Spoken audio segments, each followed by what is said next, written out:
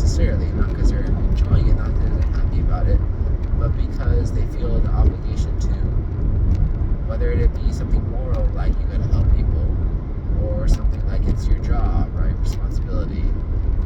They get feedback because it's a duty. And the other side of it is this idea of energy. Us wanting to do stuff, right? So if you look at people who are bipolar, people who are depressed, sometimes manic, oftentimes on a good energy day, when they're able to do a lot, that's when they go ahead and commit suicide. They've wanted to commit suicide for a long, long time. They just haven't felt well enough and had energy. But when all of a sudden their energy is up, they actually find it something they're able to do. Which is ironic, right? Because you're like, but they were feeling good. Like, why would they want to commit suicide?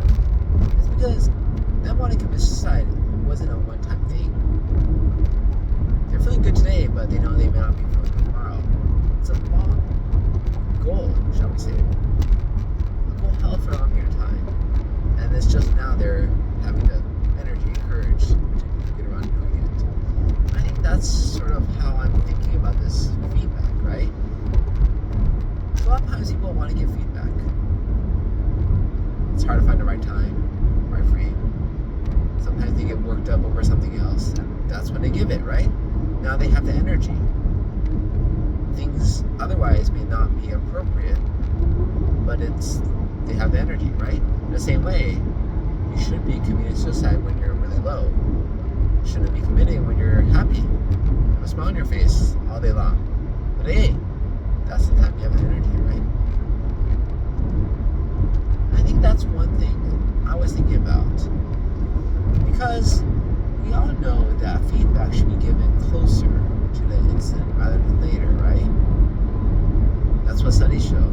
That's how we train dogs, right? You don't, hit them on the head with a newspaper tomorrow when they did something wrong today. Human beings have short memories just like dogs. But I think realistically, if your goal is to help somebody improve, to actually change, to modify behavior, then you have to find the right time to give feedback, right? It's not when you first see the person, right? Because I see this being done wrong all the time, and everybody is bad at it. Not everybody, but very, very many people. And I would say particularly people who are in powers of quote-unquote authority, management, if you will. Because they are no better at feedback than anybody else, and it's sort of part of their job to give feedback. I saw one department head talking to another doctor in the emergency room where there is literally no privacy in front of everybody else. You're like, this is absolutely the wrong scenario to give feedback. You are the worst person on earth for doing this. Are you trying to humiliate somebody? Right? I mean, he should have been recorded. It's just ridiculous what he did. Right? You don't ask somebody a question from anybody else, right? There's no such thing as a neutral question when you're asking and there's 20 other people within hearing distance who are going to stop and listen. That's just not right. And I feel for those people, right? A lot of them, they feel obligated to. They feel it's their duty, and maybe it is. But timing-wise, the way they do it is just absolutely wrong. It doesn't matter what's convenient for you, the person giving feedback. It's about whether or not you really are trying to help or just want to be a jerk and say you're doing your job. Because that's all they're doing. And I can tell you, guaranteed, the other person's not going to change your behavior. Because why would you not be defensive when one's calling you out in front of everybody else? What human being would not be defensive? Right? The whole point of giving feedback, if you're trying to change somebody, is having the person not be defensive. Right? Because if somebody has their guard down, if they don't have their defense mechanisms up, they might actually be wanting to listen. If they have their defensive mechanisms up, why do you think they will listen to you? I mean, it's not exactly the same, but if somebody is cussing you out on the street, some random stranger, why on earth do you think that random stranger want to tell you something? You would listen to him or her. You wouldn't, right? Human beings are creatures. They have hormones, adrenal glands, fight or flight. When somebody activates those, our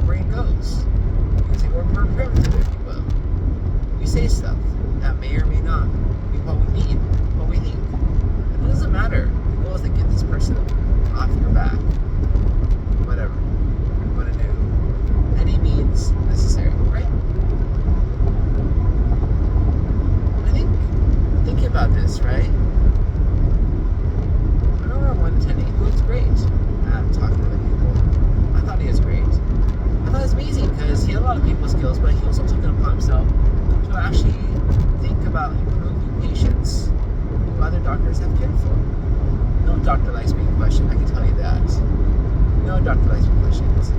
Even interns and residents, you see this already. You're like, you know nothing. You've been in training for how long? A year or two? So you think you know something? They don't really know anything, but they don't like being questioned.